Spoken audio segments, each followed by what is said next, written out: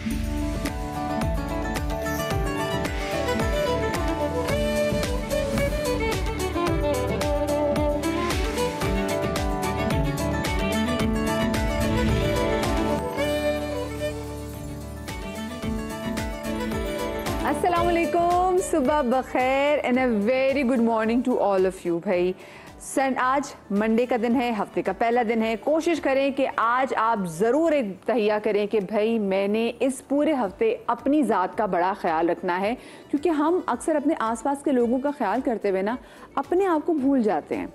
तो अपनी ज़ात पे भी आपको तवज्जो देनी चाहिए, और सिर्फ ज़ात पे यही तवज्जो नहीं देनी कि आप लग कैसे रहे हैं, आपके कपड़े बहुत अच्छे होने चाहिए, बल्कि अपने मिजाज को भी देखना है कि भाई ठीक है गर्मी बहुत है लेकिन मिजाज में गर्मी नहीं होनी चाहिए, क्योंकि ना ये छोटी छोटी चीज़ें हैं जो अगलों पे ना बड़ा इंप्रेशन पैदा करती हैं।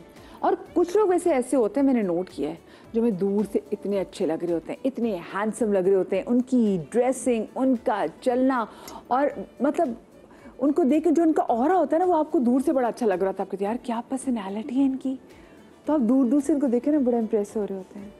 और कभी कभी वही लोग अगर आपके ज़रा से पास भी आ जाएं तो आपको वो भपका आता है कि आप कहते हैं ये तो भाई छन से जो टूटे कोई सपना, वो वाली मिसाल हो जाएगी कि आप कहेंगे भाई दूर से तो बहुत अच्छे लग रहे थे, लेकिन जैसे ही आपके पास आते तो इनके आप पास आने से पहले पहले एक बास सी, एक स्मेल सी आने लग जाती है।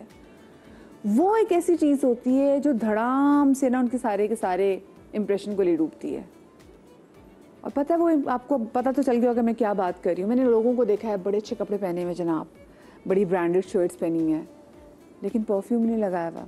या फिर पता क्या होता है कि आपने ब्रांडेड शर्ट्स इतनी कमाल पहनी हुई हैं, वो पसीने वाली थी, वो 2-3 दिन पुरानी थी और उसको धुलना था, लेकिन बजाय कि आप उसको धोबी के पास लेके जाते, आपने वो शर्ट पहन ली दोबारा और उसके ऊपर आपने परफ्यूम छिड़क लिया।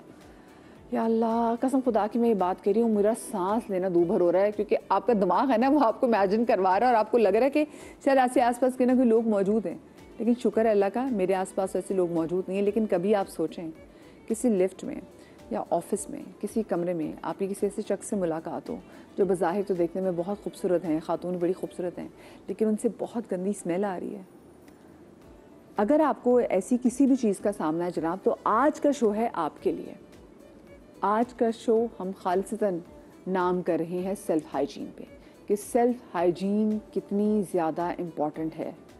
आप दफ्तर पे जा रहे हो, आप कॉलेज जा रहे हो, आप यूनिवर्सिटी जा रहे हो, आप घर में रहते हो, आप किसी घर में मेहमान जा रहे हो, लेकिन आपकी सेल्फ़ हाइजीन अच्छी ना हो और आपसे स्मेल आ रही हो, यकीन माने आपकी पर्सनालिटी सिफर हो जाती है। तो जनाब अभी मेरे साथ मौजूद हैं डॉक्टर उम्मे राहील और डॉक्टर सामा यासर, जो कि एस्थेटिक फिजिशियन है। अस्सलाम वालेकुम girls and welcome to my show. अभी आके आहिस्ता आहिस्ता हमारे बाकी पैनलिस्ट भी हमें ज्वाइन कर लेंगे। सबसे पहले तो आप लोग मुझे बताएं कि ये कितना बड़ा मसला है अगर लोगों को अपनी सेल्फ हाइजीन के हवाले से पता ही नहीं है।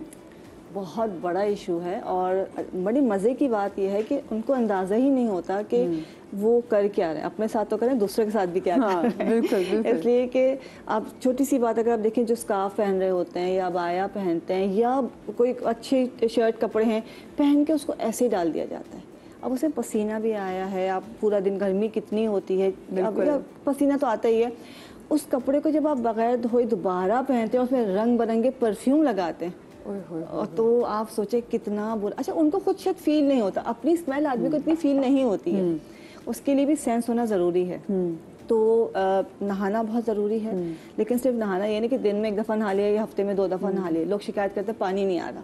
जी पानी का मसला तो है। पानी देखिए, आप घर में पानी नहीं आ रहा है या पानी कम है, वजू कर रहे होते हैं, थोड़े से पानी से आप स्पंज तो कर सकते हैं ना। हाँ। आपको जहाँ पे पसीना ज़्यादा आ रहा है आप उस एरिया को साफ़ कर सकते हैं। आपने कोई ना कोई चीज़, अच्छा सबसे इम्पॉर्टेंट चीज़ अभी आपने उसमें दिखाया पैकेज में कि वर्कआउट, ये बहुत इम्पॉर्टेंट है। आपकी बॉडी के अंदर डिटॉक्स, अगर टॉक्सिन्स हैं तो आपको पसीना भी ज़्यादा आएगा, उससे स्मेल भी बहुत होगी। बहुत से लोग शिकायत करते हैं पैरों में पसीना बहुत आता है, जूते या सॉक्स मतलब जूता उतारने बिल्कुल इतनी स्मेल होती है कि सारे लोग भाग जाएं, बिल्कुल मर जाएं। ठीक है, तो उसमें ये है कि वो निशानी है आपकी बॉडी के अंदर टॉक्सिन्स बहुत है। उसको किस तरह से निकाला जाए, कि ग्रीन्स खानी चाहिए, ग्रीन जो हरी सब्जियां हैं, हरे पत्ते वाली सब्जियां हैं। उसके अलावा सिरके का इस्तेमाल करना चाहिए, गोश्त का इस्तेमाल कम करना चाहिए। कुछ मेडिसिन भी आती हैं, कुछ ट्रीटमेंट्स भी आते हैं लेकिन ये अगर आप करना शुरू कर देते हैं तो चीज़ों की सफाई, मतलब आपकी जो चीज़ें साफ़ होना शुरू होती हैं। अच्छा, इसकी आदत बचपन से डालनी चाहिए। हाँ, और जो टीन एज होती है उसमें ज़्यादा बॉडी के अंदर चेंजेस आ रही होती है, उन बच्चों में स्मेल ज़्यादा आती है, लड़के हों या लड़कियां। तो उनको कि रोज़ाना स्कूल कॉलेज से आने के बाद आपने किस तरह सफाई करनी है, आपने लाजमी शावर लेना है, फिटकरी का पानी लगाना है या सिरका है, बहुत सारी चीज़ें हैं। अच्छा, फिटकरी तो इतनी महंगी भी नहीं है कि लोग अगर वो कहते हैं ना कि जी हम परफ्यूम जो है नहीं अफोर्ड कर सकते, हर रोज़ बाहर ऑफिस लगा के जाना या यूनिवर्सिटी लगा के जाना, तो फिटकरी तो लगाई जा सकती है। देखिए, फिटकरी पसीना और बदबू को रोकती है। परफ्यूम आपको एक अच्छी सी स्मेल दे रहा है, परफ्यूम आपके पसीने को कंट्रोल नहीं कर रहा, लेकिन वो पसीने के साथ मिलके कुछ अजीब सा हो रहा है। हाँ, परफ्यूम कभी भी पसीनों में और इस तरह गंदगी में नहीं, और वो जो अजीब सा हो रहा है ना, वो बिल्कुल भी बर्दाश्त नहीं होता। कितना साइमन, कितना बड़ा इशू है कि अगर आपको आइडिया ही नहीं है कि सेल्फ हाइजीन क्या चीज़ होती है। अच्छा, देखने में आज का टॉपिक बड़ा सिंपल सा और बड़ा कॉमन सा, जिसपे हर एक को लगता है कि इससे ज़्यादा किसी और को पता ही नहीं जितना मुझे पता है। बट समहाउ या तो लाइफ बिजी होने की वजह से या थोड़ी सी नेचर में सुस्ती की वजह से हम कुछ चीज़ों को इग्नोर कर लेते हैं, जिससे आपके आसपास रहने वाले लोग थोड़ा आपकी ज़ात से परेशान होने लगते हैं। अब पर्सनल हाइजीन के कंपोनेंट्स 4 हैं, जिसमें एक तो क्लीनलीनेस है, यानी वो सफाई जो आप चीज़ें इस्तेमाल कर रहे हैं अपनी डेली रूटीन में, उनकी सफाई कितनी है। दूसरा बॉडी हाइजीन है कि आप अपनी बॉडी की सफाई किस तरह रख रहे हैं और कितना अच्छा उसको, जितना आप साफ़ सुथरा रखेंगे उतना बैक्टीरियाज ग्रो नहीं करेंगे, जितना बैक्टीरियाज ग्रो नहीं करेंगे वो बैड स्मेल, बॉडी ओडोर नहीं प्रोड्यूस होगी जिससे लोग परेशान हो, या स्कैल्प पे डेंड्रफ नहीं आएगी जो कि झड़ती है और फिर कपड़ों पे दिखती है। इसके अलावा आपकी फिजिकल एक्सरसाइज, जैसा अभी डॉक्टर उमर आइल ने बताया, दैट इज़ वेरी इंपॉर्टेंट, क्योंकि वो आपको मेटाबॉलिज्म को एक्टिव करती है। मेटाबॉलिज्म जितना अच्छा फास्ट होता है आपका, उतना आपका बॉडी टेम्परेचर्स कंट्रोल होते हैं, आपका वेस्ट प्रोडक्ट जितनी है बॉडी से वो एक्सक्रीट आउट हो जाती हैं, जिसकी वजह से बॉडी ओडोर्स में कमी आती है। एंड चौथा स्लीप एंड रेस्ट, जिसमें हम स्ट्रेस, डिप्रेशन, आपका नाइट रूटीन, डे रूटीन, ये सब चीज़ें बहुत मैटर करती हैं। तो हमें आइडिया नहीं कि ये भी सेल्फ हाइजीन के अंदर आ जाता है। बिल्कुल बिल्कुल, इट ऑल मैटर्स। के देखें, अगर कोई डिप्रेशन या स्ट्रेस का पेशेंट होगा तो डेफिनेटली स्ट्रेस की वजह से उसके अंदर हार्मोनल चेंजेस होंगे, and when there are hormonal changes तो आपका पसीना ज़्यादा प्रोड्यूस होगा, बॉडी में से ओडोर आएगी, या बैक्टीरिया या फंगल ग्रोथ ज़्यादा होने लगती है। तो अच्छा, अक्सर लोगों को मैंने देखा है उनको बहुत ज़्यादा पसीना आता है, उनकी कपड़ों पे भी स्पेशली जो है वो निशान भी जो है वो धब्बे पड़ भी जाते हैं, निशान भी जो है वो कपड़ों में पड़ जाते हैं, तो वो क्या बड़ी रीज़न होती है? अच्छा, वैसे अगर देखा जाए तो पसीना इज़ ओडोरलेस, स्वेट में किसी किस्म की कोई स्मेल नहीं होती। हमारी बॉडी के ऊपर नॉर्मल फ्लोरा यानी बैक्टीरियाज होते हैं, जब वो बैक्टीरियाज पसीने के साथ, इसके अलावा हमारा बॉडी फैट रिलीज हो रहा होता है, वो ये सब चीज़ें जब आपस में मिक्स होती हैं तो एक प्रोटीन बनती है जिसकी वजह से बॉडी में स्मेल आना शुरू हो जाती है। और इसकी अक्सर बहुत कॉमन सी वजह ये होती है कि हम अपने बालों की सफाई नहीं कर रहे होते। स्पेशली लोगों को आर्म पिट्स में पसीना आता है, यानी बगलों में पसीना आता है, और उसकी सबसे बड़ी वजह ये है कि वहाँ पे वो बाल रहने देते हैं।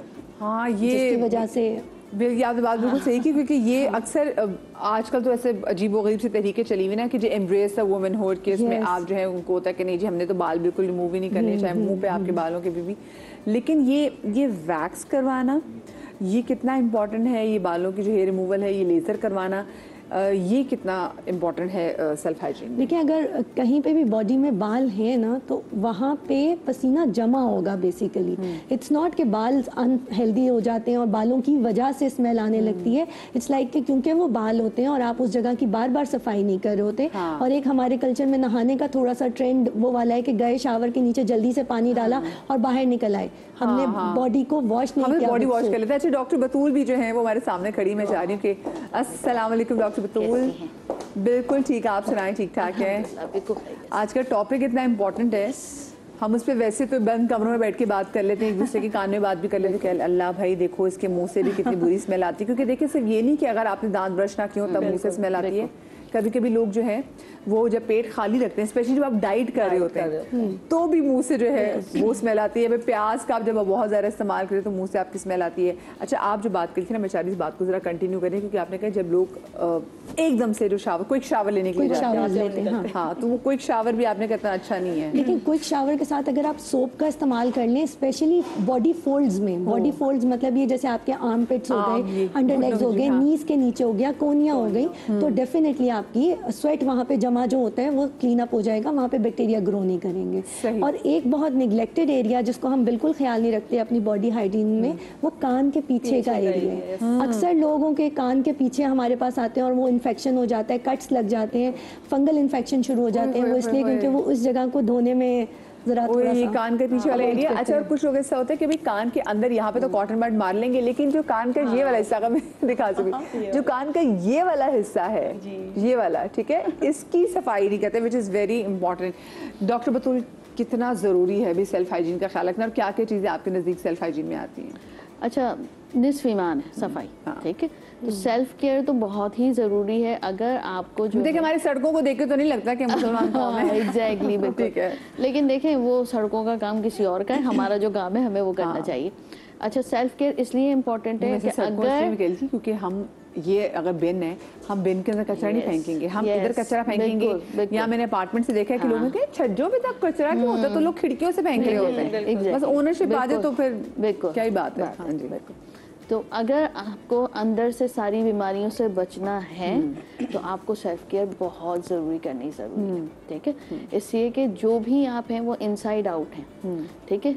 जितनी भी हमने अभी बीमारियों के नाम लिए, चाहे पसीना आना, चाहे बदबू आना, चाहे जो है आपके जो है वो पैरों में ज़्यादा पसीना आता है, स्मेल करते हैं आपके पैर, हाथों में पसीना ज़्यादा आता है, इन सब का ताल्लुक जो है वो आपके इनसाइड आउट यानी बॉडी के इनसाइड से। जो भी आप खाते हैं वो आपको प्रोडक्शन होती है, ठीक है। तो इन आप जितना अच्छा खाएंगे उतना अच्छा। तो सेल्फ केयर में सबसे इम्पॉर्टेंट आती है डाइट। आपकी diet should be very good, सही है। अब हर फेजेस में ना डाइट डिफरेंट होती है। बच्चों की डाइट डिफरेंट होगी, ठीक है, बड़ों की टीनेज की डाइट बिल्कुल डिफरेंट होगी, जब अडल्टहुड में आएंगे आपकी डाइट बिल्कुल जो चीज़ें आप बचपन में खा सकते थे ना वो आप अडल्टहुड में नहीं खा सकते, ठीक है। बच्चे अगर सीरियल खाते हैं वो आप अडल्टहुड में सीरियल नहीं खा सकते, आपको सीरियल का ऑल्टरनेटिव ट्राई करना होगा। दूसरा ये कि बच्चों की कार्ब्स की रिक्वायरमेंट ज़्यादा होती है, बड़ों में कार्ब्स की रिक्वायरमेंट कम होती हैं। ये सारी चीज़ें आपके थायराइड को इफेक्ट करती हैं। Okay, thyroid is the major thing जो कि आपकी सेल्फ केयर के लिए बहुत इंपॉर्टेंट है। और ये थायराइड रिलेटेड है आपके स्लीप पैटर्न से। स्लीप पैटर्न स्टार्ट होता है फजर और इशा से। जो आपके स्पेसिफिक स्लीप टाइमिंग्स हैं उनको पूरा करना ज़रूरी है। रात की नींद लेना ज़रूरी है। अगर वो आपकी सही होगी, आपका डाइजेस्टिव सिस्टम सही रहेगा। आप जितनी आपने देखा होगा अच्छा, यहाँ पे तो लोग अब ये करते हैं कि सारी रात जागते हैं और सुबह वो कहते हैं नाश्ता करके सो गए। बिल्कुल बिल्कुल, तो वो बहुत अल्लाह ताला पे एहसान कर रहे हैं कि हमने तहज्जुद भी पढ़ी, हमने फजर भी पढ़ी, ठीक है, और कह रहे हैं हम 12 घंटे की नींद पूरी कर लेते हैं, हम दिन में सो जाते हैं। अच्छा, पहले मुझे बताएं 12 घंटे की नींद मतलब क्या ये मैटर करती है? मुझे तो लगता है कि जैसे, और मैंने पढ़ा भी कहीं यही था कि with the passage of time आपकी जो नींद है 5 to 6 आवर्स भी इज इनफ, ठीक है, और लोगों की नींद कम होती है। तो बच्चा है पहले जो 22 घंटे सो रहा होगा, फिर बिल्कुल ग्रेजुअली डिक्रीज होती चली जाती है। अभी भी 12 घंटे सो रहे हैं, इसका दिमाग सही चल रहा है? नहीं, देखिए, मुझे कभी लगता है स्लो हो जाता है। आपको पता है 4 घंटे सो लूं मुझे दिमाग स्लो हो जाता है। एक्सेसिव स्लीप और रिड्यूस स्लीप दोनों लीड करती हैं आपको अर्ली एजिंग में। अगर आप बहुत ज़्यादा सो रहे हैं तो भी आप एजिंग फास्ट कर रहे हैं, और अगर आप बहुत ही कम सो रहे हैं तो भी आप एजिंग फास्ट कर रहे हैं। बहुत ही कम में कितने आवर्स आते हैं? बहुत ही कम में आते हैं, लेस देन 6 आवर्स। चलो अभी मैं तो गई, हाँ।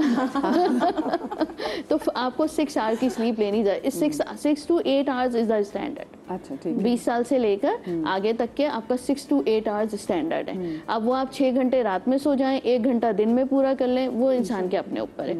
तो what I am saying is that कि जो भी आपका रिलेशनशिप है वो आपके सोने से है। आपने सुना होगा बहुत सारे लोगों को कि मैं बहुत अच्छा नहाता हूँ, मैं बहुत अच्छा सब कुछ करता हूँ, लेकिन फिर भी मेरी बॉडी की स्मेल नहीं जाती, मेरे पसीने से एक स्पेसिफिक स्मेल आती है। This is all related to the hormones.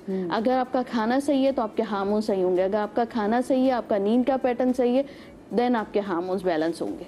अच्छा, बाहर के जो मिर्च मसाले मैंने लोगों को देखे तो बहुत ज़्यादा खास हैं। एक और चीज़ अब आयरन, मुझे आप ये बताएं कि क्या ये सेल्फ हाइजीन में आता है या नहीं आता?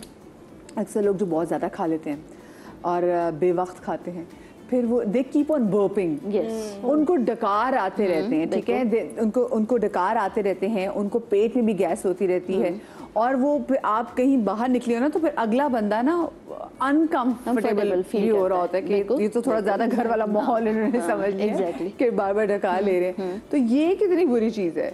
ये it's all related to digestion. आपका जो आपने खाया है और जो इनएप्रोप्रिएट टाइम पर खाया है वो आपका मैदा जो है उसको ऊपर फेंक रहा है। एक हमारा जो है वो डायफ्राम है जो कि मैदे को और ऊपर वाले पार्ट को आपको अलहदा कर रहा होता है। वो डायफ्राम जब ऊपर शिफ्ट हो रहा होता है और उसको ऑक्सीजन कम मिल रही होती है तो हमें बर्फ ज़्यादा आती हैं। फिर आप देखें बर्फ आते आते लोगों को हिचकियाँ लग जाती हैं। तो जो हिचकियाँ लगती हैं ये बर्फ आ रही होती हैं और फिर एकदम से हिचकियाँ लग जाती हैं, तो आपका ऑक्सीजन लेवल कम हो गया। जब आपकी हिचकियाँ लग रही हैं तो आपने ऐसी चीज खानी है जो इजी टू डाइजेस्ट हो और एप्रोप्रिएट टाइमिंग्स हो। आप देखें रात में आप 12 बजे कभी आप चावल खा के देखिए, आप बहुत बिरयानी मुझे रात की एकदम क्रेविंग होती है, क्रेविंग होती है रात के 12 बजे लोग सुबह नाश्ते में भी जो है वो चावल खा लेते हैं, लेकिन आप रात सुबह 6 बजे तक के सिर्फ आपको बर्फ्स आती रहेंगी अगर आपका डाइजेस्टिव सिस्टम खराब है। अच्छा भाई, ये बर्फ और बहुत सारी चीज़ें जो सेल्फ हाइजीन में आ जाती है जिनका आपने और मैंने ख्याल करना है। ज़रा PG-18 में अपनी टीम से कहूँगी ज़रा लगा दें, क्योंकि जब दोबारा होंगी ब्रेक से तो बहुत सारी अहम बातें हैं जो बड़ों की सुनना बहुत ज़्यादा ज़रूरी है, जिस पर आपने ख्याल रखना है। लेकिन छोटी सी ब्रेक के बाद कहीं मत जाइएगा।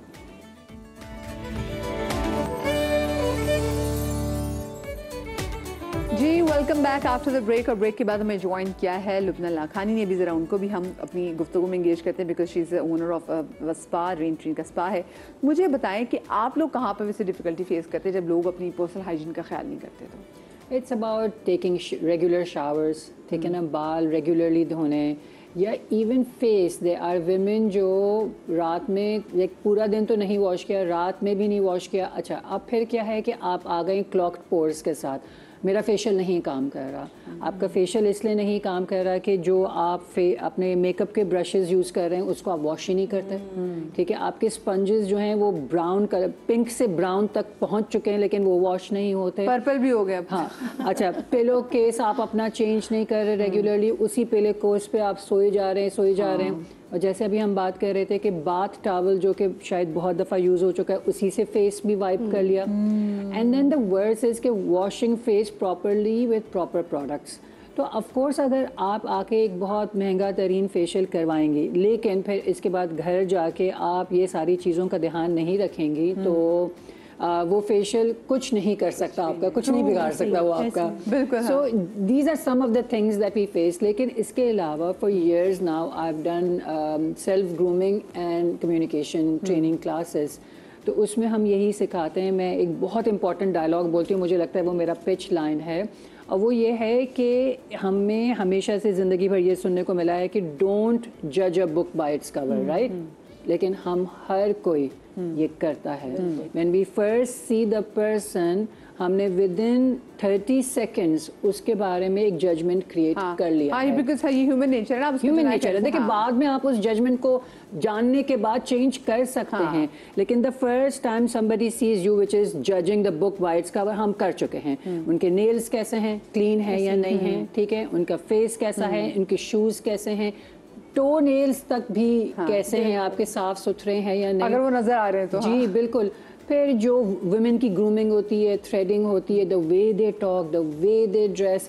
सो इसमें एक बहुत इंपॉर्टेंट की बात होती है कि मैं एक तस्वीर दिखाती हूँ उस सेशन में, और एक तस्वीर होती है एक खातून की जो बिल्कुल बिगड़ी हालत में है और अजीब सी है, फिर एक और खातून है जो बहुत वेल ड्रेस्ड हैं, ठीक है, और बहुत वेल ग्रूम्ड है। मैं इनका पूछती हूँ कि अच्छा बताएं कि इनकी एजुकेशन लेवल आपको क्या लगती है? नहीं, पढ़ी भी नहीं है, जॉब ये मुझे लग रहा है कहीं घर पे मेड है। ये मेरा ऑडियंस मुझे जवाब दे रहा होता है। अच्छा, इनकी सैलरी क्या होगी? 20-25 हज़ार तक की। फिर मैं दूसरी खातून जिनका पूछती हूँ जो बहुत वेल ड्रेस्ड हैं, ये MBA होंगी, नहीं डॉक्टर होंगी, बहुत अच्छी पढ़ी हुई होंगी, एटलीस्ट 2 लाख प्लस की इसकी सैलरी होगी, DHA में रहती होंगी। फिर मैं उनको बताती हूँ ये दोनों खातून सेम हैं, they are the same women, एक नॉन ग्रूम्ड बिल्कुल ही अजीब हालत में और एक वेल उसी सेम औरत, तो आप सोचिए परसेप्शन, ये परसेप्शन है आपका कि आपने किसी को वेल ग्रूम्ड, अच्छी हालत में, साफ सुथरी हालत में देखा और आपने ऑटोमेटिकली ये क्या समझा, शी इज़ वेल एजुकेटेड। अब आप सोच लें, she is from a well-to-do family, she is in a good profession, she earns well, she is well spoken. On the other hand, वही खातून जिस दिन उनको नहीं तैयार होना, या वो ही खातून अगर अपना ख्याल ना रखें, ग्रूमिंग ना करें, सफाई का ख्याल ना रखें, और तो इमेजिन अगर वही खातून अपने वो कहते हैं ना दांत ब्रश ना करती हैं और वो किसी से बात करती हूँ तो उनके मुंह से स्मेल आती है। बहुत सारी खवातीन जैसे जो क्योंकि मैं कल परसों अपनी दोस्त से बात करी थी तो हमने कहती यार इंटरमिटेंट फास्टिंग हम डिस्कस कर रहे थे, मैंने कहा मैं इतनी लंबी करती हूँ, तो कहती मदिहा तो तुम मुझे बताओ कि क्या पे स्मेल आती है, तो मैंने कहा नहीं यार मुझको स्मेल आती नहीं है, मतलब ऑफकोर्स मैं ब्लैक कॉफ़ी भी पी रही हूँ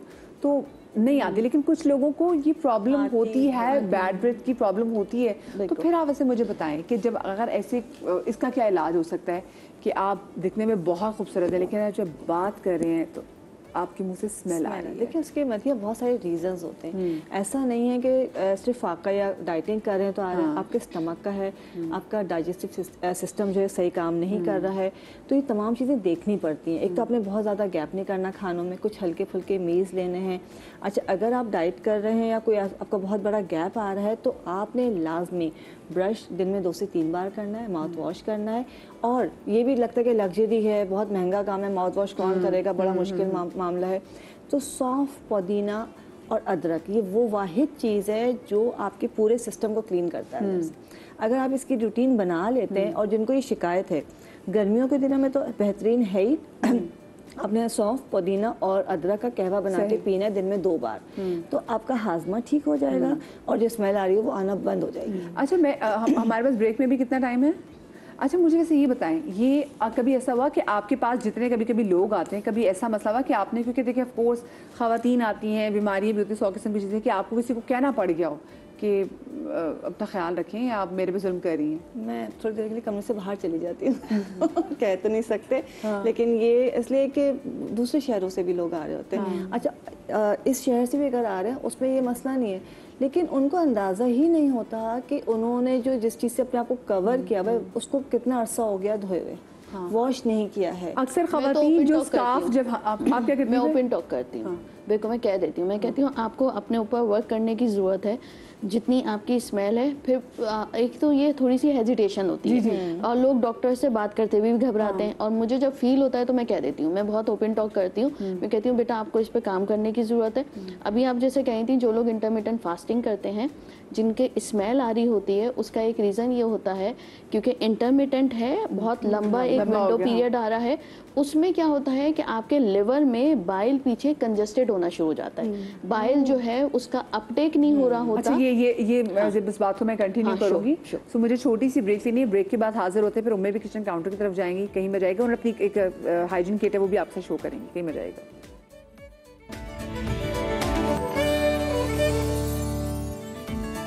welcome back after the break. आज बात हो रही जनाब सिर्फ और सिर्फ सेल्फ हाइजीन पे। आज का शो ना सिर्फ आपने देखना है बल्कि इसमें बहुत सारे ऐसे पॉइंट्स हैं जो कि आपने लोगों को जाके बताने भी हैं, क्योंकि देखिए भाई हमारे जो बड़े बुजुर्ग हैं ना, बहुत सारी ऐसी चीज़ें ना शर्मो शर्मी में बच्चों को बताते नहीं हैं, और कहीं पे कुछ पुरानी मिथ्स हमारे साथ ऐसी चली आ रही है कि जो कि दुश्मन है हमारी।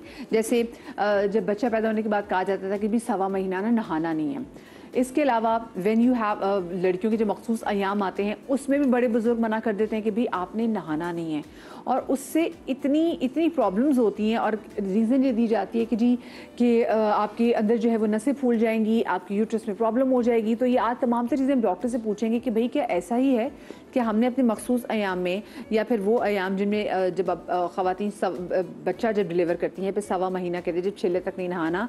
देन एक और चीज़, गांव देहात में चीज़ें अभी भी होती हैं, और पहले ज़माने में बहुत होता था कि जब लड़की माइयों बैठ जाती है तो फिर कहती थी नहीं बेटा अब तुमने जाके ना नहाना है बारात पे, तो फिर तुम पे जो रूप है ना वो सही आएगा। अब वो रूप तो चलो चढ़ता ही चढ़ता है, लेकिन वो जो स्मेल है और वो इतनी देर में वो अपनी हाइजीन के साथ क्या कुछ कर लेती है, क्योंकि ऐसा नहीं कि आपकी बाहर की जो गंदगी है वो बाहर ही रहेगी और ये वॉश आउट हो जाएगी, नहीं, ये आपके अंदर पेनिट्रेट कर जाती है। तो इस पे बात करना बड़ा ज़रूरी है। अच्छा डॉक्टर उम्मे राहिल जो वो किचन काउंटर में तो चली गई हैं, लेकिन उससे पहले ब्रेक पर जाने से पहले इंटरमिटेंट फास्टिंग के वाले से हम बात कर रहे थे ना, कि जब बहुत ज़्यादा देर, इनफैक्ट जब रमज़ान में भी जो रोज़ेदार होते हैं भूख की वजह से कहते हैं उनकी मुंह से भी स्मेल आने लग जाती है, वो क्या रीज़न होती है? उसका भी यही रीज़न होता है बेसिकली कि आपका पानी का इंटेक लेकिन अगर आप सेहरी हल्की करते हैं तो दिन भर में आपका जो बाइल होता है वो नॉर्मल अमाउंट में बन रहा होता है, वो थिक नहीं होता, वो लिवर को कंजस्टेड नहीं करता, लेकिन क्योंकि पीछे से बिल्डअप होना शुरू होता है इसलिए हमारे मुंह से स्मेल आती है।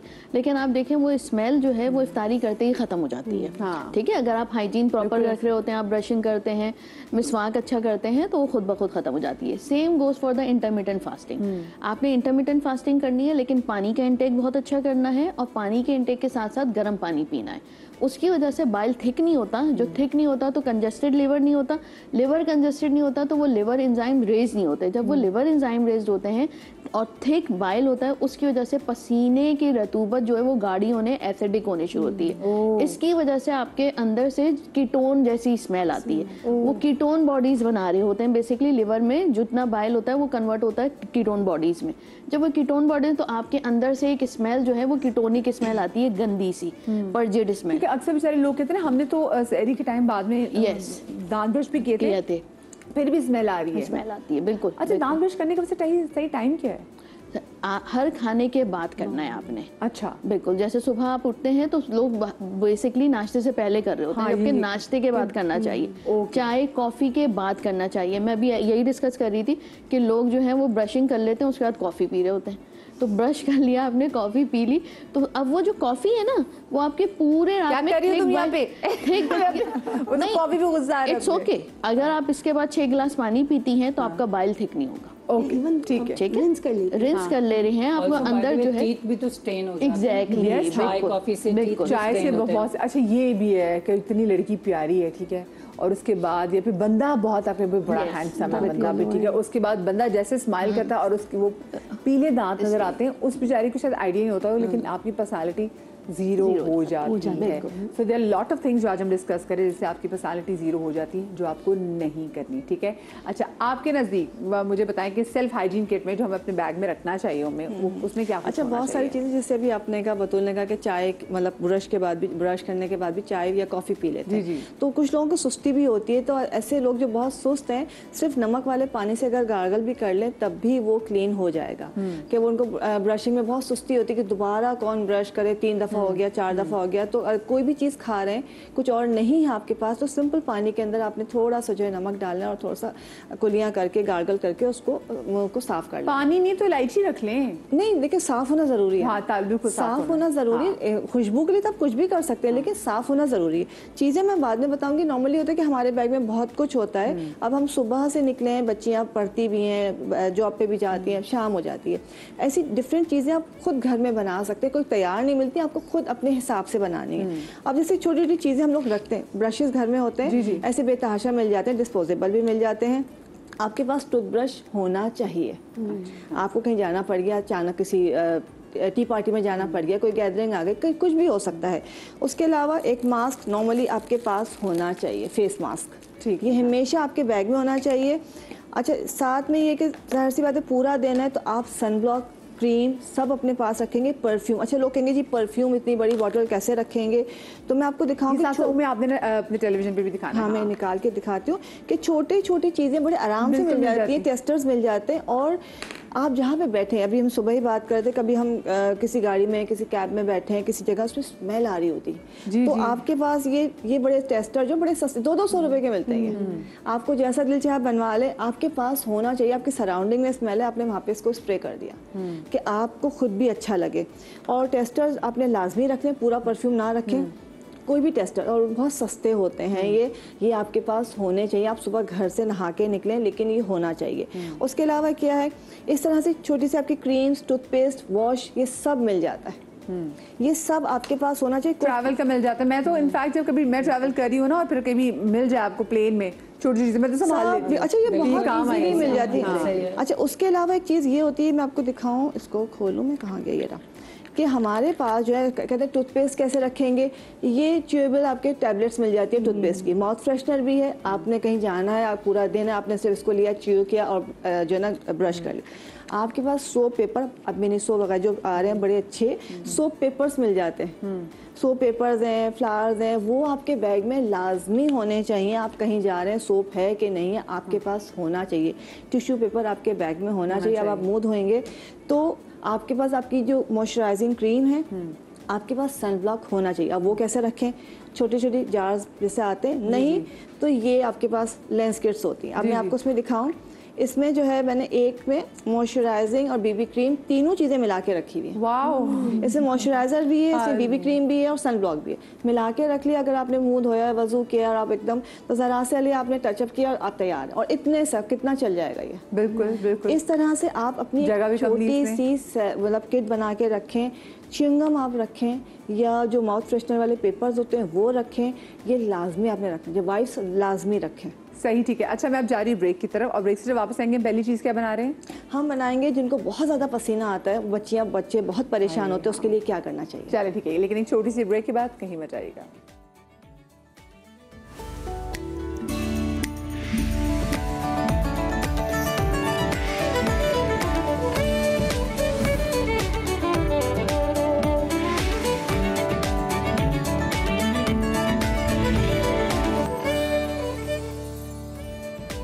Welcome back after the break. आज का शो सेल्फ हाइजीन के नाम। सेल्फ हाइजीन बहुत ज़रूरी है, ना सिर्फ यंग लड़के लड़कियों के लिए बल्कि किसी भी उम्र के, मतलब चाहे वो छोटा 6 माह का बच्चा हो, अगर उसकी अम्मा उसकी सेल्फ हाइजीन का ख्याल नहीं कर रही तो उस बच्चे में से बुरी स्मेल आ रही है। आपको कितना अच्छा लगता है ना, क्योंकि छोटे जो बच्चे होते हैं उनकी तो अपनी खुशबू होती है, उनकी स्किन की अपनी खुशबू होती है, आप उनको प्यार करें आपको इतना अच्छा लगता है।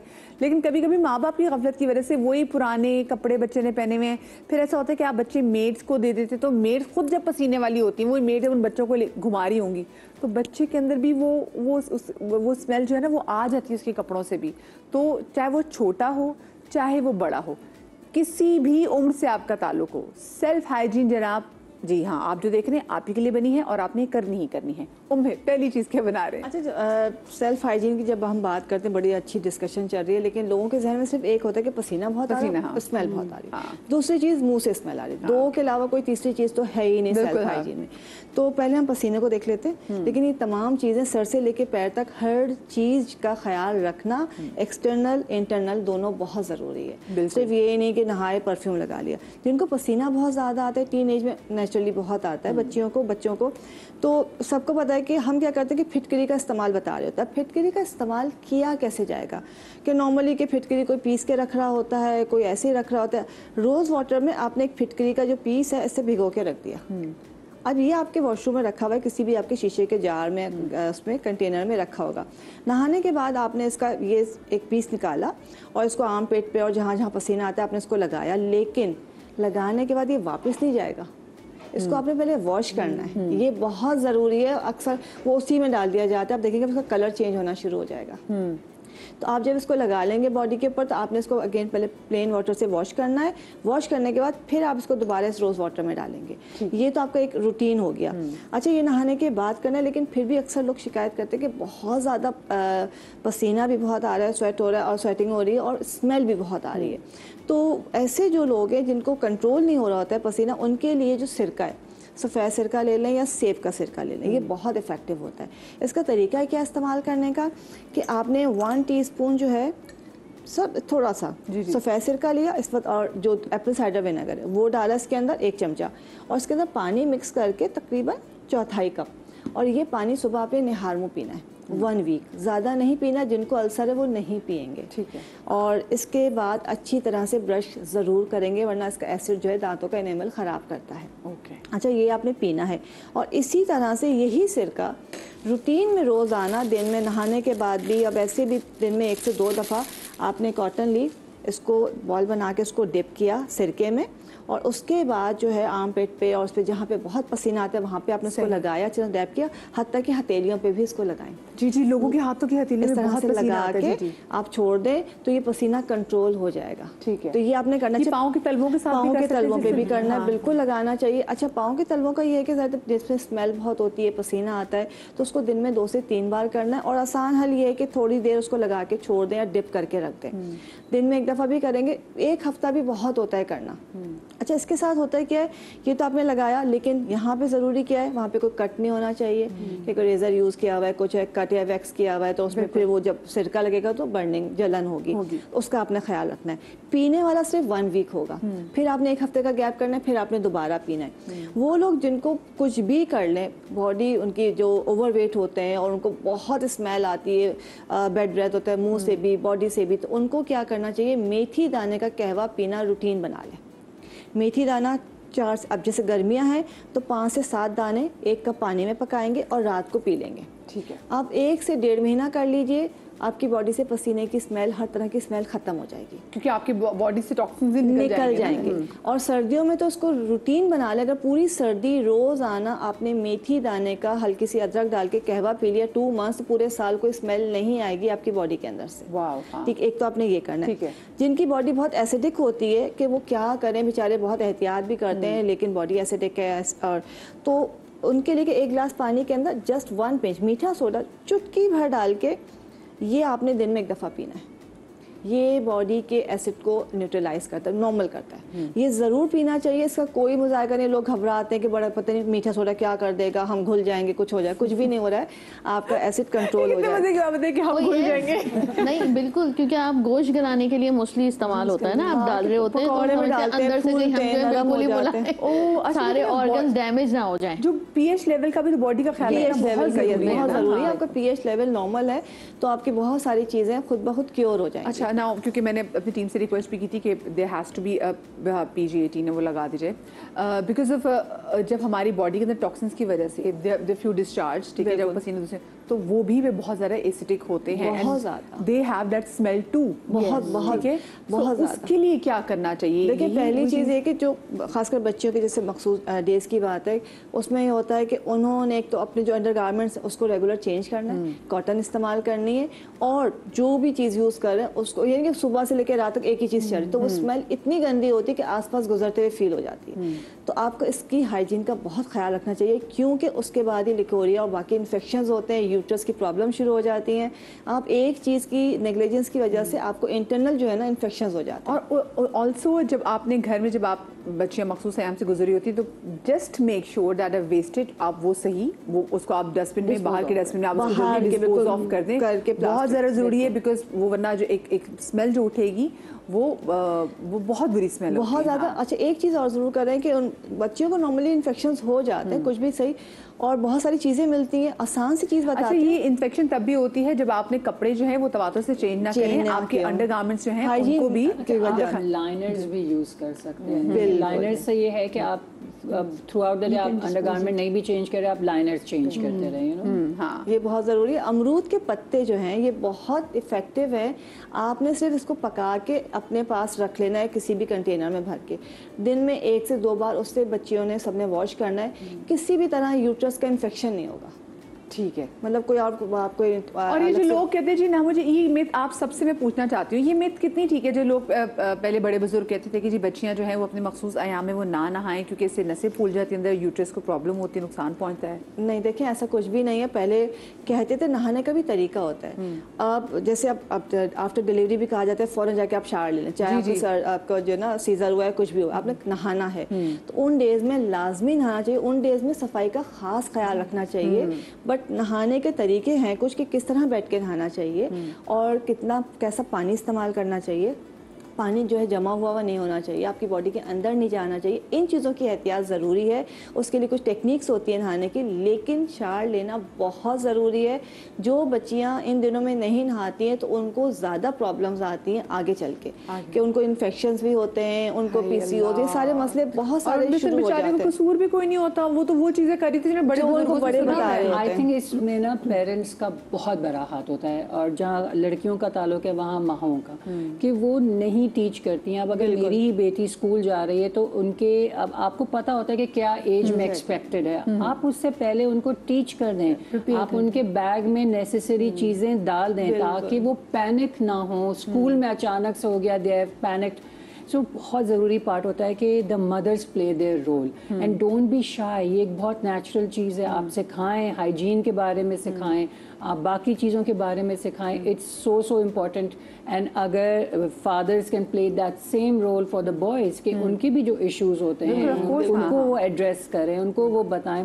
I just don't know why कि इस चीज़ को इतना ज़्यादा आप टैबू क्यों बना लिया है. लिटरली टैबू है. ओहो इस टॉपिक पे बात नहीं करना है. आपको पता है कि even boys should know about it, इसलिए ताकि वो रिस्पेक्ट कर सके लड़कियों की अकॉर्डिंगली, उनके यू नो वो भी शॉक ना हो जब उनको चीज़ें पता चलें. सो आई थिंक ये बहुत ज़रूरी है कि पेरेंट्स लेके चलें बच्चों को और उनको सही तरीके से सिखाएं चीज़ें. बिकॉज ऑफ कोर्स ये तो एक ऐसी चीज़ है जो आपके साथ होनी है. आपकी बॉडी की साइंस है सारी, ठीक है, उसको भी समझने की कोशिश. दिस इज नॉट जितना ज़्यादा आप इसको नॉर्मलाइज करेंगे ना घर में कि इट्स नॉर्मल, ये कोई बहुत वो नहीं है, ये एक नॉर्मल चीज़ है, उतना बेहतर होगा. जितना ज़्यादा इसको टैबू टॉपिक बनाएंगे ना, क्योंकि होता है कि बच्चियों के बहुत सारे जब सर्कल्स डिस्टर्ब भी हो जाते हैं, they don't discuss it because वही वाली बात है कि वो झिझकती हैं, उनको बाहर जाके बात वो टैबू टॉपिक है. और फिर उससे होता है कि वो बच्चियों की अपनी हेल्थ के साथ ना नुकसान होता है. दे पर्सनली थिंक कि इसके ट्रीटमेंट लेने से मसले और बढ़ेंगे, जबकि इसको ट्रीट ना कराने से मसले बढ़ते हैं. एक बहुत बड़ा इशू ये भी है कि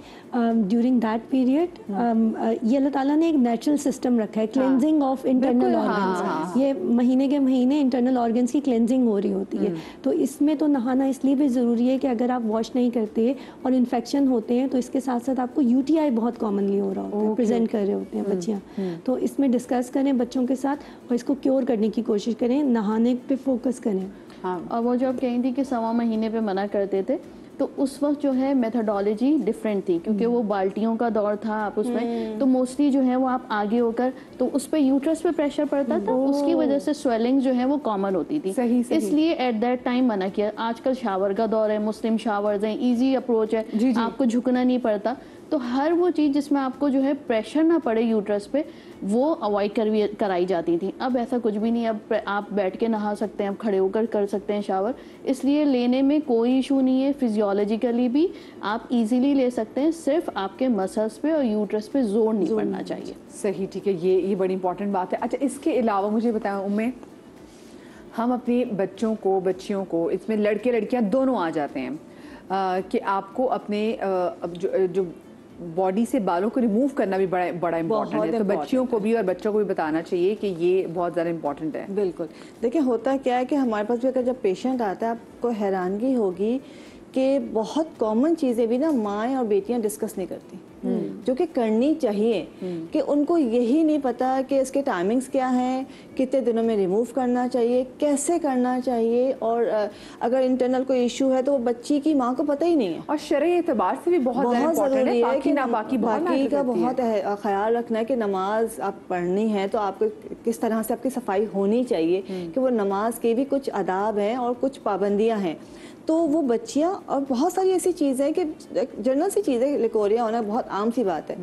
बेटी माँ को नहीं बता रही है, माँ बेटी से नहीं पूछ रही है कि मुझे लग रहा है लेकिन मैं पूछूं कैसे से. आपकी बेटी है, आपको उससे डिस्कस करना चाहिए. नहीं करोगे तो और कौन डिस्कस करेगा? वो किससे करेगी डिस्कस? उसका प्रॉब्लम कौन सॉल्व करेगा? और दूसरी बात है कि शुरू से, जैसे अभी इन्होंने कहा कि यंग एज से बच्चियों को सिखाना चाहिए. अब बाएं शर्माएंगी वो तो बच्ची खुद ही सीख लेगी. वो ठोकर खा के सीखने से अच्छा है कि माँ उसको पहले से अवेयर करे कि शौक में जाए, कि क्या एहतियात करनी चाहिए, क्या चीज़ यूज़ करनी चाहिए. देखिए बच्चों को ये भी नहीं पता कि उन्होंने क्रीम, रेजर या वैक्स क्या करना है, उनके लिए क्या सही है, किस तरह से सही है. ये सब चीज़ें सिखाना माँ की जिम्मेदारी है. अगर उसको नहीं सिखाया गया तो अब तो इतना मतलब चीज़ें इतनी ज़्यादा एडवांस हो चुकी हैं कि वो बच्चियों को 8 साल की उम्र से लेके, जैसे कि वो बच्चियाँ बालों को डाई करवा रही हैं, फेस वैक्स करवा रही हैं, लेकिन उनको हाइजीन का नहीं पता. तो इसका ये कि वो माँ और बेटी और बाप और बेटा, इन लोगों को बहुत क्लोज होना ज़रूरी है कि वो बच्चा गूगल ना करे कि मेरे साथ मसला क्या चल रहा है. एग्जैक्टली, गूगल से आपको हर चीज़ सही पता चलेगी. लुबना जी, वैसे आप लोग, क्योंकि देखिए आपको तो अपना सैलून भी है, तो आप लोग कब सजेस्ट करते हैं कि बच्चियों को कब से शुरू कर देनी चाहिए अपनी जो वैक्सिंग है, अगर हम बात करें तो? ओके, सो जहाँ तक फेशियल की हम शुरू करते हैं, and I always tell my clients कि it's not going to be age based, it's going to be need based. अगर आपकी बेटी है, क्योंकि देखें अगेन मैं इमेज के तौर पे ले रही हूँ, राइट, कि वो एक बच्ची की एक सेल्फ रिस्पेक्ट है, इमेज है. बच्चे बहुत मीन हो सकते हैं स्कूल में, they start picking, they start making fun. आप क्यों वेट करेंगी कि जब आपकी बेटी का फन मजाक और आया जा रहा है फिर उसके बाद मैं उसकी थ्रेडिंग करूं या वैक्सिंग करूं? आप खुद pay attention, if your child needs it, अगर ज़रूरत है करवाएं। सो चाहे वो फेशियल है, चाहे वो वैक्स है, मैं इस वक्त ग्रूमिंग के उससे बात कर रही हूँ, चाहे वो फेशियल है, चाहे वो वैक्स है या बालों की कोई टेक केयर है, the minute you see the need you do it. So facial में भी हम, क्योंकि of course when a young kid comes तो हम प्रोडक्ट अकॉर्डिंगली यूज़ करते हैं, हम कोई हार्श चीज़ें नहीं करते, हम उनसे हाइड्रा करवाने को नहीं कहते, लेकिन एक, क्योंकि बहुत दफ़ा ऐसा होता है कि बच्चियाँ बहुत स्वेट करती हैं, बहुत ऑयली इनकी ग्लैंड्स हो जाते हैं, स्पेशली हार्मोनल चेंजेस के साथ, so they can't do the cleansing, the deep cleansing that is required. तो हम आप आके बस क्लेंजिंग करवा लें, आप थ्रेडिंग उस एज पे शुरू कर दें या वैक्सिंग, जो भी आप प्रेफर्ड आपका मेथड है। जब आप देखें नीड, आपको नज़र आ रहा है कि शैडो शुरू हो गया, आप शुरू कर दें। क्योंकि बहुत दफ़ा ऐसा हुआ, मेरी अपनी बेटियां हैं कि वो बच्चियों का मजाक हो रहा होता है स्कूल में, वो बच्ची माँ जो है वो बेखबर है, उनको पता ही नहीं है कि बच्ची के साथ स्कूल में क्या हो रहा है। अगर आपने अर्ली शुरू कर दिया तो फिर वो आपको जल्दी उससे छुटकारा भी मिल जाता है। मुझे बताएं, अब तो क्योंकि लेजर का भी टाइम आ गया है, तो कौन सी एज से आप लोग सजेस्ट करते हैं कि अगर परमानेंट हेयर रिमूवर की तरफ जाएं तो लेजर करवाना शुरू करें? अच्छा, जहाँ तक लेजर की बात है तो उसमें हम ये सजेस्ट करते हैं कि वंस प्यूबर्टी कंप्लीट हो जाए, जिसमें आपके साइकिल रेगुलेट हो जाए, then you can come and get the session of laser. अच्छा, उसमें ये एज नहीं आती क्योंकि फिर 18 तो फिर बहुत आगे चली। नो, जल्दी, हाँ, रेगुलर साल बाद, regular when you have at least 6 to 8 months regular cycle, then you can come and get the session. बच्चियों को प्यूबर्टी बच्चियां हिट कर जाती हैं 9-10 साल में भी, बल्कि अब तो होता है कि 13 साल में बच्ची को लेट हो जाता है प्यूबर्टी, तो अगर आपको जल्दी 10 साल में भी हो जाता है तो आप उसका 1 साल वेट करने के बाद then you can have it, आप आराम से लेजर करा सकते हैं। ले सकते हैं, either 1 year या समटाइम्स इवन 1 साल बाद भी उनके रेगुलर नहीं हुए होते हैं। You have to wait till the cycle has settled down into a regular rhythm. और मेडिकल साइंस भी यही कहती है, अगर जैसे 12-13 साल में वो रेगुलर नहीं हो पा रहे किसी वजह से, तो there must be an hormonal imbalance. तो पहले हार्मोनल इम्बैलेंस को ट्रीट करा लेना चाहिए and then come and get the session of laser. क्योंकि अगर हार्मोनल इम्बैलेंस अंदर चल रहा होगा और हम ऊपर से लेजर के सेशन देंगे तो they won't get the desired result, they won't get. अच्छा, आजकल क्या है, बेसिकली 10 पे जो है प्यूबर्टी हिट कर रहे हैं and cycles haven't started but they are getting hair, ठीक है, अंडर आर्म्स, अंडर लेग्स। तो what I suggest is that कि if you are comfortable with the waxing then go for it, if you are not comfortable with the waxing you can have a laser. लेकिन आप माँ को क्या suggest करती है कि मैं यही सजेस्ट करती हूँ, जिसमें बच्चा कंफर्टेबल है आप वो करवाइए। And lasers are also very safe, waxing is also very safe. उसके बाद लगाने के इतने अच्छे सिरम्स आ गए हैं कि अंडर आर्म, मैंने कल अपने बेटे के अंडर आर्म्स किए लेजर, ठीक है, इट्स नॉट गुड, चाहे लड़का हो चाहे लड़की हो, क्योंकि बेटी के किए थे तो उसको खुद फील हुआ कि अब जो है मेरे स्मेल आने शुरू हो गई है, it's all because of hair. तो मैंने कहा हाँ ठीक है करवा लो, तो फिर मैंने उसको किए।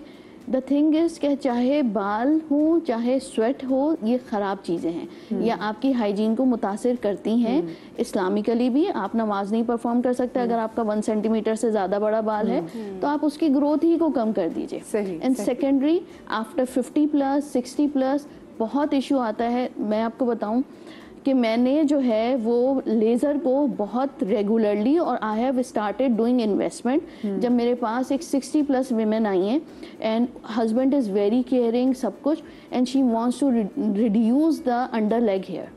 क्यों? इसलिए कि वो कर नहीं पाती थी। शी हैज़ स्टार्टेड पार्किंसन, और मुझसे कहेंगी मेरी बेटी बहुत अच्छी है, वो शी लिव्स इन न्यूयॉर्क और उसको ऑल द वे जो है वो फ्लोरिडा आने में बहुत टाइम लगता है, और मेरा हाथ, आई डोंट लाइक कि मेरे हस्बैंड जो है वो ये काम करें। और बेटा मेरा कोई है नहीं, माई बहू इज़ वेरी गुड, बेटा है लेकिन वो दूर रहता है और बहू मेरे साथ रहती है, लेकिन मुझे अच्छा, तो she has just taken 4 to 5 sittings because of this purpose. और ये चीज़ें आप पहले से जो है वो कर लें तो ज़्यादा भी तो होता है। जाहिर सी बात है, आप 40 जब आप क्रॉस करते हैं उसके बाद आपकी इतनी एनर्जी, इतना मेटाबॉलिज्म नहीं रहता कि आप जो है वो मंथली बेसिस पे जो है वो ये काम कर सकें। इसलिए इन चीज़ों में आप इन्वेस्टमेंट करना नेसेसिटी है। अच्छा, ये वैसे आपने जो बात की कि बीइंग अ बॉयज मोम, आपने कहा कि हाँ जरूरी है कि आपने खुद अपने बेटे के लिए भी किया, तो यहाँ पे हम कहते हैं कोई बात नहीं, भी लड़के हेरी नहीं होंगे तो कौन हेरी होंगे? अरे वो लड़का है, भालू थोड़ी है। नहीं, मैनली थिंग में देखिए, मैनली थिंग में और भालू होने में डिफरेंस है। आपका बाल कहीं पे गिरना नहीं चाहिए, दैट इज ए नापाकी। अगर वो किसी और की बॉडी पे, किसी और के कपड़ों से टच हो रहा है, आपकी नमाजें भी जाएंगी और उनकी भी नमाजें जाएंगी। माय गॉड, देखिए कितना ये बिग गुनाह, ट्रिकी टॉपिक है और कितना बहुत बड़ा गुनाह है। यस, बिल्कुल। तो जब ये चीज स्टार्ट हो जाए, जब आपको लगे कि shedding of body hair start हो गए, you should get the result. सही, ठीक है, ये बड़ा जरूरी है। अच्छा उम्मे, हम नेक्स्ट चीज अब क्या करने जा रहे हैं? छोटी सी चीज बताऊंगी, बाकी तो सब चीजें डिस्कस हो ही रही है कि नॉर्मली स्मेल पैरों से बहुत आती है और खासकर जो मर्द हजरात हैं, जेंट्स, उनके बहुत परेशान होते हैं। डिफरेंट चीजें हम बता रहे होते हैं, सब चीजें आप कर सकते हैं, लेकिन एक ऑयल बनाए, कोकोनट ऑयल आपने लेना है, उसके अंदर लेवेंडर ऑयल और टी ट्री ऑयल ये मिला के रख लेना है। ठीक है। तकरीबन 1 टेबल स्पून कोकोनट ऑयल लिया, उसमें 1 टीस्पून लेवेंडर, 1 टीस्पून आपने टी ट्री ऑयल डाला, ये मिक्सचर बना के रख लिया। आप आए, आपने शाम के वजह से पैर वॉश किए, वॉश करने के बाद उसको थोड़ा सा फिटकरी जो है लगा के उसको अच्छी तरह सुखा लिया। ठीक है। और ये जो ऑयल बनाया इसका खूब अच्छी तरह से मसाज करें और सो जाएं। ये जिनके पैरों से बहुत स्मेल आती है उनके लिए इंतहाई इफेक्टिव है। अच्छे से, तो मुझे लगता है लेवेंडर ऑयल भी तो नींद भी पूरी नींद भी बहुत अच्छी है। कोकोनट ऑयल के अंदर लेवेंडर ऑयल और दूसरी टी ट्री ऑयल, ठीक है। तो वो जो अगर बैक्टीरिया भी है, कोई इन्फेक्शन भी है, कोई और चीज़ें, तो टी ट्री उसको ठीक कर देगा और उसकी वजह से, और स्मेल, खुशबू भी अच्छी है, नींद भी अच्छी है। और सबसे अच्छी बात है कि तीनों का कॉम्बिनेशन जो है पैरों के पसीनों को बिल्कुल 100% क्योर कर देता है। ऐसी मेडिसिन्स आ गई हैं अब, ऐसे ट्रीटमेंट्स के अलावा होम्योपैथिक की मेडिसिन्स हैं कि डिफरेंट मेडिसिन आप खाते हैं, 2-3 मंथ्स में आपका पसीना जो है नॉर्मल होना शुरू हो जाता है। और ऐसी भी है कि सिर्फ एक डोज से ही पसीना कंट्रोल हो जाता है। सही। अच्छा जी, मुझे एक ब्रेक की तरफ जाना है, ब्रेक के बाद आएंगे, मजीद बहुत सारी चीज़ों पे डिस्कशन हमारी भी करना बाकी है, लेकिन छोटी सी ब्रेक, क्योंकि ये जो ब्रेक है ना, ये बड़ी अच्छी हाइजीन है मेरे शो की। ब्रेक के बाद हाजिर होते, कहीं मत जाइएगा।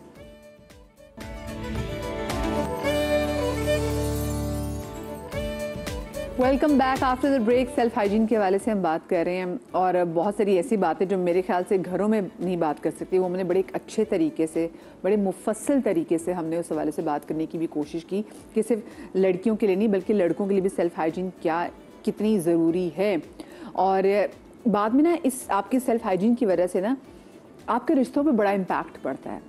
तो ये सिर्फ ऐसी चीज़ नहीं कि ये सिर्फ आपकी ज़ात तक महदूद है, इससे अगले बंदे को भी जो है कहीं ना कहीं वो भी इफ़ेक्ट इससे हो रहा होता है। अच्छा, डॉक्टर बतूल जो है वो किचन काउंटर की तरफ चली गई हैं, लेकिन इससे पहले आप कुछ बनाएं।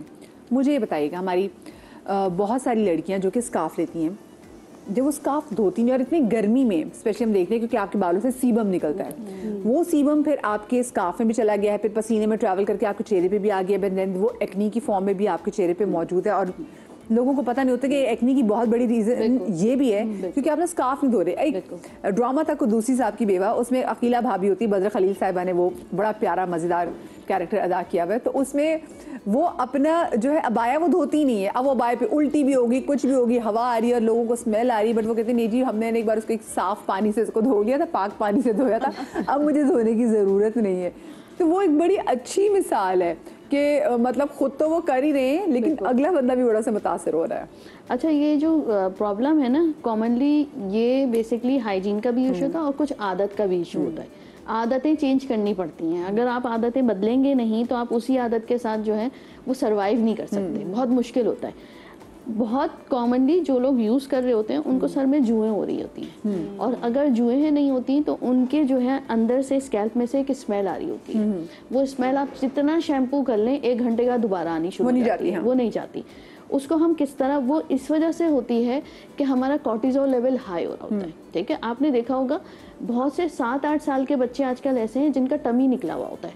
वो कहते हैं ये बच्चा बिल्कुल 2 टाइम दूध पीता है, नॉर्मल खाना खाता है, 1 रोटी पर है, लेकिन इसकी टमी बाहर आ रही है। अच्छा, और हमें लग रहा था कि शायद वो दूसरे प्रोसेस फूड खा रहे थे, जिसकी वजह से जंक फूड वो भी एक होता है इम्पैक्ट, उसकी वजह से भी इम्पैक्ट हो रहा होता है। तीसरा ये कि उनकी अगर कोई फिजिकल एक्टिविटी नहीं है तो उनका कॉर्टिजोल लेवल हाई हो रहा होता है। ओके, ठीक है। और आप मोस्टली उन लोगों में, उन बच्चों में आप सुनेंगे कि ना ये इसकी रात की नींद अच्छी नहीं है, ये रात में कम सोता है, दिन में सो जाता है। ठीक है, तो ऐसे बच्चों का कॉर्टिजोल चेक कराना ज़रूरी है। लेकिन अगर कॉर्टिजोल नॉर्मल भी आता है तो कुछ साइन सिम्टम्स ऐसे होते हैं कि डॉक्टर देखते ही समझ जाता है कि हाँ ये जो है टिपिकल कॉर्टिजोल सिंड्रोम का बच्चा है। ठीक है, और ऐसे बच्चों में पानी का इंटेक भी कम होता है, प्रोसेस फूड खा रहे होते हैं, तो उसकी वजह से वेगस नर्व स्टिमुलेशन बहुत होती है। ठीक है, फिर जो गेम्स होते हैं उनमें आपका वो रश सिंड्रोम दे रहा होता है आपको कि ये इस गाड़ी से आगे निकलना है, इससे करना है, जो गेम्स बच्चे खेल रहे होते हैं, तो वो भी आपका कॉर्टिजोल बढ़ा रहा होता है। मैं इधर ये बता रही हूँ कि आप कॉर्टिजोल को नेचुरली कैसे रिड्यूस कर सकते हैं। ठीक है, थोड़ा सा काम करना है। बिल्कुल कॉर्टिजोल से ही रिलेटेड होता है। ऐसी लड़कियां जो बाहर जा रही होती हैं, जब स्कैल्प में से इतनी स्मेल आ रही होती है, पसीने में से स्मेल आ रही होती है, जी। उसको कैसे रिड्यूस किया जाएगा। और भाई कॉर्टिजोल की वजह से भी हमारी भी लोअर बेली जो है वो बढ़ जाती है। बिल्कुल, ये सबके लिए इफेक्टिव होगा, रेमेडी सबके लिए इफेक्टिव होगी। पहले सिर्फ इस स्कैल्प के जो है उसका इशू रिजॉल्व कर लेते हैं। पानी लेंगे हम, पानी में हम डालेंगे अच्छी तरह कोयले को पीस लीजिए।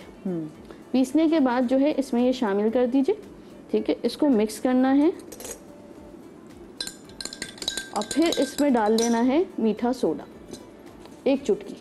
डालने के बाद ये पानी तैयार हो गया। अब इसको आप बॉटल में फिल करके रख दीजिए, ठीक है। छान लेना है आपने अच्छी तरह और स्प्रे करना है आपने इसी पानी से। और इससे पहले उम्मे राहिल बता चुकी है कि इसी पानी से आपने जो है वो अपने अंडर आर्म्स, अंडर लेग सब वॉश करने हैं। वॉश करने के बाद आप जो है फिटकरी का इस्तेमाल कर सकते हैं, या फिटकरी को आप बाल्टी में डाल दीजिए और मेक अ रूटीन कि आपने उसी से रिंस करना है। अच्छा, सिर्फ खवातीन के लिए नहीं, जो स्कार्फ पहनती, मेरे बहुत सारे भाई जो देख रहे हैं उनके लिए जो हेलमेट पहनते हैं, हेलमेट के अंदर की सफाई भी बहुत ज्यादा इंपॉर्टेंट है। अच्छा, अब आ जाते हैं जिनको कॉर्टिजोल की वजह से ये इशू है। जिनको कॉर्टिजोल की वजह से इशू है, उन्होंने इस तरह कोई भी कॉटन का कपड़ा ले लीजिए, उसमें रखना है 1 लहसुन का जवा। अच्छा, और फिर हम इसमें शामिल करेंगे 1 चुटकी हल्दी। इसको इस तरह पैक कर लेंगे, ठीक है। ठीक है। पैक करने के बाद हमने इसको जो है आप तलवे में, सही, आपने इस तरह पेपर से, किसी भी पेपर से स्टिक कर लीजिए, टेप से स्टिक कर लीजिए, या इसी पट्टी से ही बांध लीजिए और रात में सो जाइए, ठीक है। जितना पसीना होगा वो इसमें जो खिंचेगा, सब कुछ इसमें आ जाता है। 2 से 3 दिन की रेमेडी है, करनी है, नॉर्मल हो जाएगा। कॉर्टिजोल छोड़ दीजिए। जब आपको लग रहा है हाई हो रहा है, फिर कर लीजिए। हाई होने के साइन सिम्टम्स कुछ ऐसे होते हैं कि हार्ट रेसिंग हो रही होती है, आपको हर चीज़ में जल्दी हो रही होती है, कंफ्यूज माइंड होता है कि करूं ना करूं। ये साइन सिम्टम्स हर किसी को मालूम होते हैं। दूसरा एक एक्सरसाइज होती है, ये आपकी कॉलर बोन है, ठीक है। यहाँ पर वेगस नर्व ऊपर जा रही होती है, ठीक है। इस आपने हाथ यूं रखना है और आपने पैर, जो आपका इमीडिएटली कॉर्टिजोल रिलीज, बिल्कुल नॉर्मल कॉर्टिजोल कर देता है। आपने 20 टाइम्स करना है। बच्चों को प्रैक्टिस कराइए, 1 2 3 4 5 6 7 8 9 10, बस दैट्स इट। आपका कॉर्टिजोल फौरन नीचे आ जाएगा। आप खुद महसूस करते हैं बाकायदा। सुबह, दोपहर, रात कीजिए, हर नमाज के बाद कर लीजिए, बैठ के कीजिए, खड़े होकर कीजिए, लेटे लेटे कीजिए, जैसे दिल चाहे कीजिए। It's a very good exercise for vagus nerve stimulation. उसको कंट्रोल करता है और कॉर्टिजोल जो है रिलीज होता है गुर्दों के ऊपर, हमारा एक छोटा सा ऑर्गन होता है वहां से, उसको वो कंट्रोल करने, क्योंकि हम पानी कम पीते हैं, डिटॉक्स नहीं हो पाता। ये डिटॉक्स करने का नेचुरली तरीका है। ये करने के साथ साथ इस तरह कीजिए और देखेंगे आपको खुद आराम आएगा। अच्छा, मुनासिब तरीका क्या है जिन लोगों के अबायों से, इनके स्कार्फ से स्मेल आ रही होती है? मैं वही बात करें, क्योंकि हो सकता है कि हमें सही तरीके से भी वो कन्वे ना करना आता हो। बिल्कुल, हम एक सही अच्छा तरीका क्या क्या उनसे 2 ले लीजिए, 2 ले लीजिए, एक वॉश कीजिए, एक पहन लीजिए। उनको ये बोले कि आप 2 ले लें बाहर से? यस, बिल्कुल। It's a simple methodology. देखिए, आप जो है वो 4000 का अबाया एक खरीदें, उससे बेहतर 2000 के एक ले लीजिए, 2 ले लीजिए।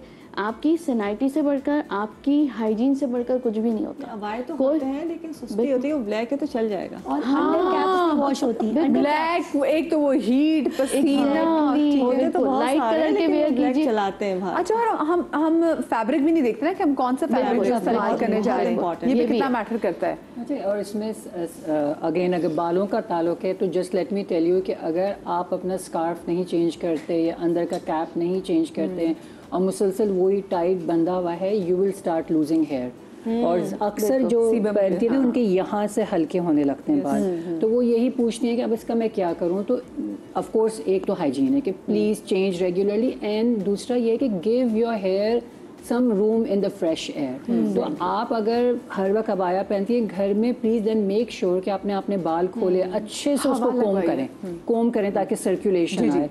और फिर बाहर धूप में जाएं, let it air a little bit. The other tip is, जिनके बाल, क्योंकि वो पूरा पोनी बनाती हैं, जूरा बनाती हैं, तो यहाँ से बाल कम होने लगते हैं। तो मैं इसमें ये टिप देती हूँ कि ये जो फ्रंट के बाल है ना, आपने उसको अलग से पकड़ना है, थोड़ा सा लूज करके यहाँ पिन बांध देनी है, फिर अपना स्कार्फ पहने। क्योंकि जब आप सारे बाल एक साथ पुल बैक करके खींचते हैं तो यहाँ के बालों में वेट बहुत आ जाता है, वो खिंचते रहते हैं पूरे दिन, और वो ट्रैक्शन एलोपेशिया कर रहा है। अच्छी, हाँ, ये भी अच्छे। और वो जो फिर जब सर में आप ऐड करना चाहिए, मैं ऐड ये करना चाह रही हूँ, अब लाइसेस हो गई, और फिर जो है उसका लीकें भी हो रही हैं और वो ख़त्म नहीं हो रही, और एंटी लाइस शैम्पू या जो भी सॉल्यूशंस मिलते हैं वो लोग इस्तेमाल करना नहीं चाहते क्योंकि जो है वो ड्राइनेस कराते हैं। ठीक है, बहुत आसान सी रेमेडी बता रही हूँ। सरसों का तेल लेना है हमें, इसमें एक छोटा सा टुकड़ा, यहाँ पे है नहीं, छोटा सा टुकड़ा फिटकरी का इसमें डाल के पका लेना है, और एक टैबलेट लेनी है बेटासॉल की। अच्छा, क्यों लेनी है बेटासॉल की टैबलेट? इसमें मिक्स कर लीजिएगा, ये आपके सीबम को न्यूट्रलाइज कर देगा फौरन। सही, ठीक है, लगा लिया।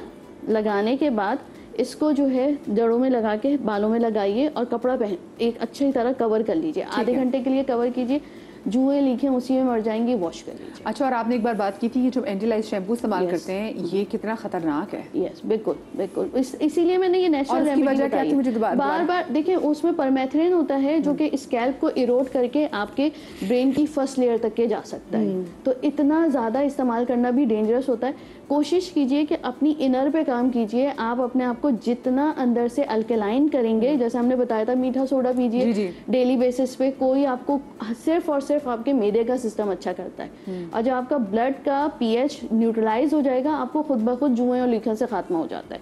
पानी का इस्तेमाल अच्छा कीजिए, ये रेमेडी यूज़ कीजिए। अब इसमें नेचुरल चीज़ें, इसमें कोई ऐसी चीज़ नहीं है जो ब्रेन की लेयर तक पहुंचे और आपको नुकसान पहुंचाए ना। तो आपने ये करना है, कपड़ा पहन लीजिए, उसका शैम्पू कर लीजिए, रेगुलर शैम्पू यूज़ कीजिए, न्यूट्रल पीएच वाला शैम्पू होना चाहिए। करेंगे ऑल्टरनेट डेज पे भी कर सकते हैं और रेगुलर बेसिस पे भी कर सकते हैं, कोई नुकसान नहीं है। पानी का इस्तेमाल अच्छा कीजिए और जुओं लिखा से निजात हासिल कीजिए। सही। अच्छा, हमें फैसलाबाद से कॉलर हमारे साथ थी सना, और उनका ये सवाल ये कि उनके चेहरे पे पसीना बहुत आता है, तो वो क्या फिटकरी अपने फेस पे इस्तेमाल कर सकती हैं? चेहरे पे पसीना आने की सबसे कॉमनेस्ट वजह जो होती है वो है विटामिन डी की कमी।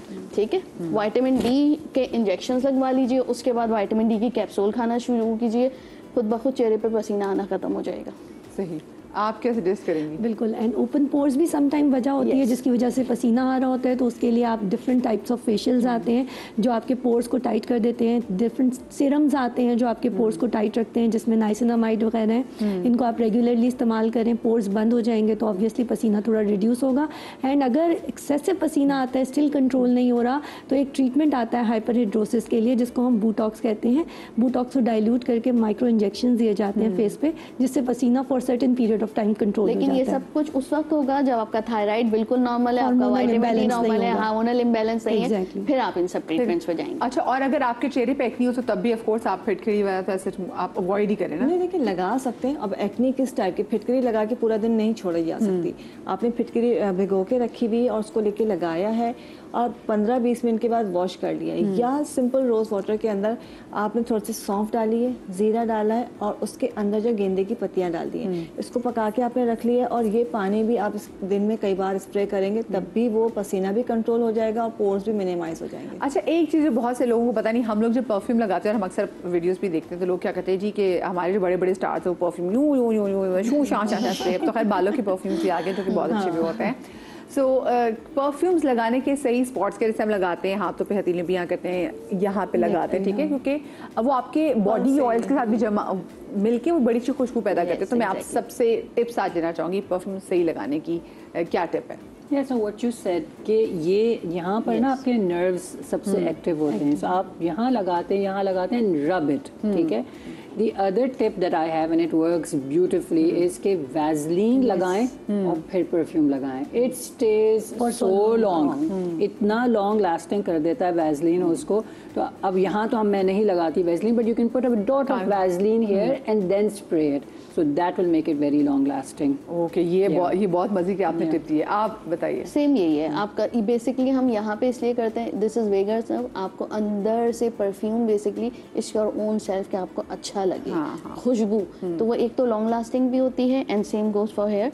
ये और ये ही करेक्ट जगह है और इसी तरह लगाना चाहिए। वेस्लीन, ग्लिसरीन कुछ भी लगाकर जब आप लगाते हैं तो लॉन्ग लास्टिंग 12 आवर्स तक। ये जो कपड़ों पे लगा लेते हैं परफ्यूम गलत करते हैं। हाँ। और मैं अच्छा लोग ने डिफरेंट चीजें आती हैं, अपने में से खुशबू आए ना, कपड़ों में से अब लोग कहते हैं ओ भाई जो परफ्यूम है तो कपड़ों पे लगाना चाहिए था। भाई आपके परफ्यूम में एसेंशियल ऑयल भी होते हैं, ठीक है। एक तो बात ये कि जो आप फर्ज करें अमेरिका, यूके कहीं से परफ्यूम लेकर आते हैं, ठीक है, वहाँ का टेम्परेचर और है, ठीक है, वहाँ के स्किन टाइप्स और हैं। वहाँ पे आप कहते हैं मैं इतना महंगा परफ्यूम लेकर आई हूँ, कराची में वो चला ही नहीं, वो 1 घंटे से ज़्यादा उसकी स्मेल ही नहीं आई। तो अब पाकिस्तान में भी लाइक हमारे इतनी अच्छे अच्छे जो ब्रांड्स हैं वो परफ्यूम बना रहे हैं, और अगर पाकिस्तान में नहीं बन रहे तो वो ऑफ कोर्स जो बनाने वाले वो पाकिस्तानी, वो चाहे बाहर से भी बनवा के ला रहे हैं, उनको पता है कि जी हमारे यहाँ का आबो हवा क्या है और कौन सा परफ्यूम कितनी देर तक स्टे करेगा। वो यूरोप से नहीं ला रहे, वो एशिया से ही ला रहे हैं, हमारे लिए। हाँ, वो और उनको पता है कि जी हमारी बॉडी एक्जैक्टली कैसे काम कर रही थी। तो आप क्या टिप देना चाहिए? बिल्कुल, परफ्यूम लगाने की तो यही टिप है। एक और चीज़ ज़रूर ध्यान में रखें कि परफ्यूम ना आपके आर्म पिट्स के लिए नहीं बना, उसको आर्म पिट्स में ना इस्तेमाल करें, यानी अपनी बगलों में ना लगाएं। अगर आपने लगाना ही है तो एंटी प्रेस्पिरेंट्स लगाएं जो आपके पसीने को कंट्रोल करते हैं, जो आपके स्वेट ग्लैंड्स को कंट्रोल करते हैं। तो this is the best thing. बिल्कुल मिल जाते हैं, आप जाएं, आपको इतनी छोटी सी में मिल जाते हैं और काफ़ी इकोनॉमिकल है। हाँ, बहुत जी। परफ्यूम के साथ परफ्यूम का जो बॉडी लोशन होता है मैं पहले वो लगाती हूँ, फिर परफ्यूम, उससे भी काफ़ी देर तक आपका परफ्यूम ठहरता है। भाई नहाएं, धोएं, अच्छी खुशबू लगाएं और अच्छा खाएं। आप अच्छा खाएंगे तो आपकी बॉडी में ज़्यादा टॉक्सिन्स जमा नहीं होंगे। और दूसरी बात है, प्यार से आपके आसपास के जो लोग होते हैं ना, आपके दोस्त वगैरह, वो भी कहीं ना कहीं आप ही की जिम्मेदारी में आ जाते हैं। आपको लगे ना कि हाँ भाई ये थोड़ा सा हाइजीन से नफरत करता है, तो उसको बड़े प्यार से उसको मोहब्बत करा दें, क्यूपिड बन जाएं उसकी और हाइजीन के दिमाग, ठीक है। अपना बहुत सारा ख्याल रखिएगा। Thank you so much girls. शाद रहिए, आबाद रहिए। अल्लाह पाक आपको औलाद के गम से हमेशा महफूज रखे। ज़िंदगी तो कल मिलेंगे। अल्लाह हाफ़िज़।